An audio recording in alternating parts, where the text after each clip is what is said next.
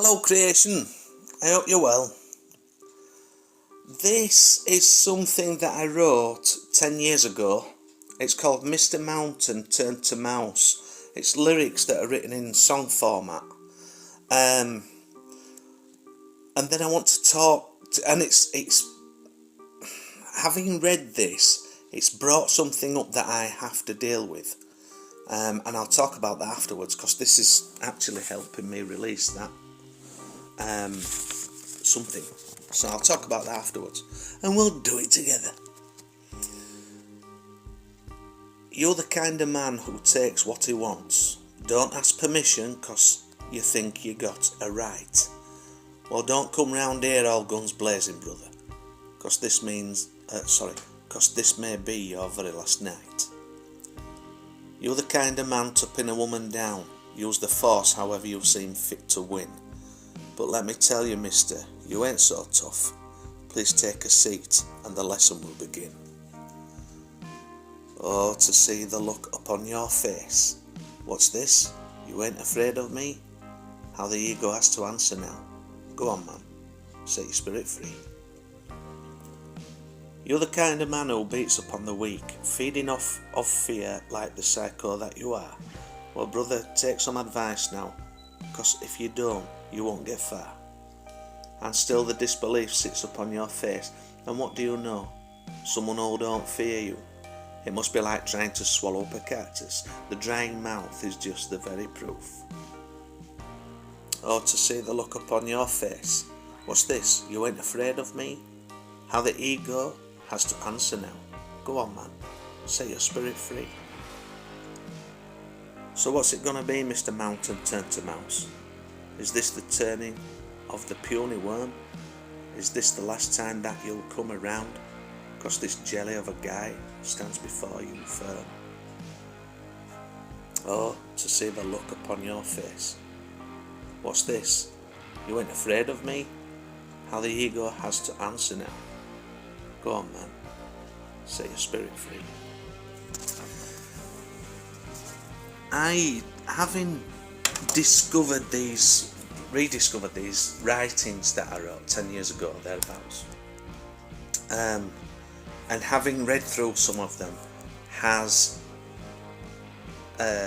triggered me a little bit.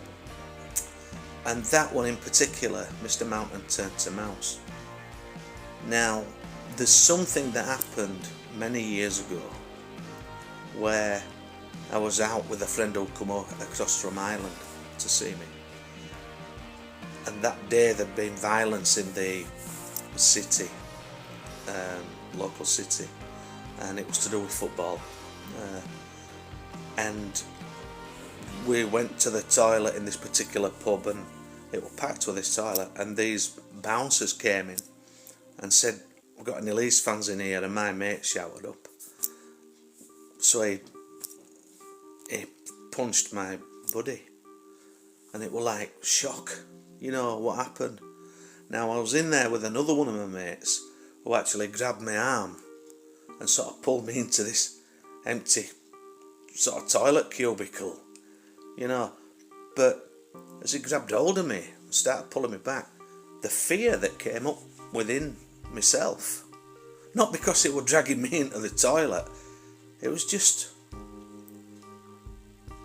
I was absolutely, the fear just, it was like a door had been unlocked, you know. And at that time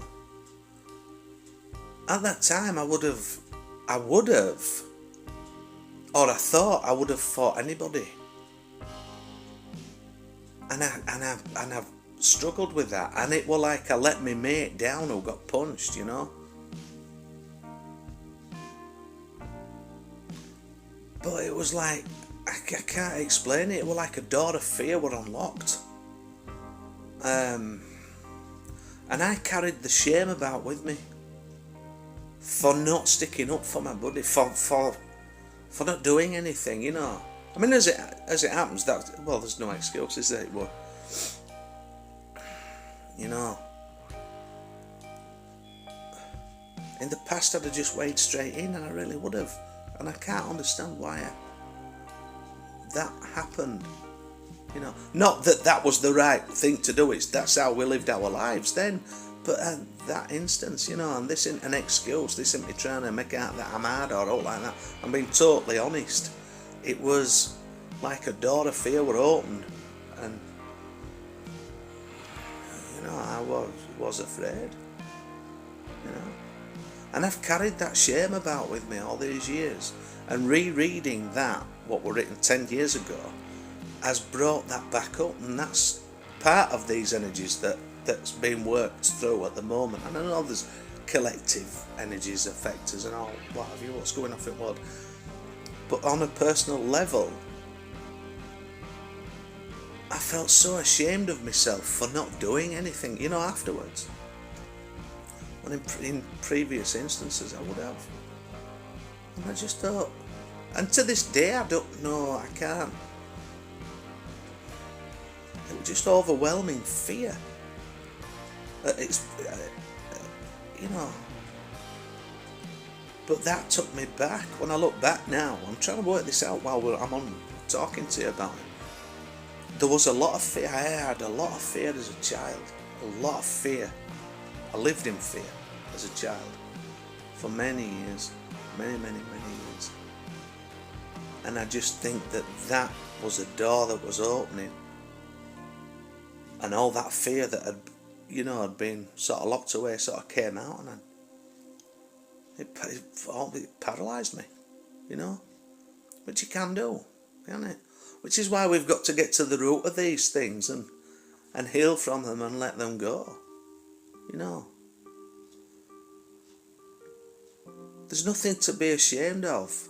I see that now, you know, I see that now. There's nothing to be ashamed of. It was something that happened, and it paralysed me, you know. And that's not an excuse, because fighting violence, that's not the way anyway. As I've mentioned in these previous videos, I know there's one or two little heavy videos that are coming through, but I can only put out there what's coming through and what I feel needs addressing, and this will help someone. This will help someone. But this is all part of the releasing process. This is all part of the healing process, you know, that's going on. And every bit that we do is not just for us, it's for the whole collective. So, yeah.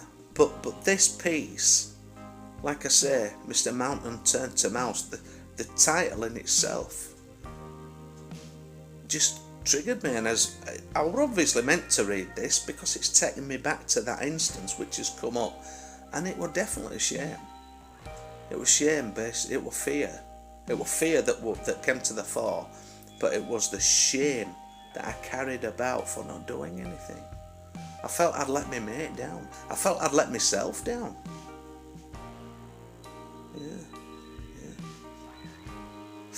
Yeah. So, when in essence I didn't, it's all in the past anyway, so it needs releasing, doesn't it? But it needed to come up to be addressed, you know, and that's what happens. So if anything happens, if anybody triggers you, or if anything, like you could come across an item that'll trigger, it might trigger you, you know, accept it, because yes, it happened, it had an effect, but accept it. And there are reasonings behind why things happen. If we don't accept it, we will carry on, or I would carry on carrying that shame about for something that I've no need to carry that about with me anymore. And that goes the same for you. Whatever it is you're carrying, release it. Anyway, we'll try and get some more up vibe ones done over the next couple of days. That's it for now. Wherever you are in the world, if there's darkness around you, you'll be the love, you'll be the light, light it up, and we will make this world a better place. Take care.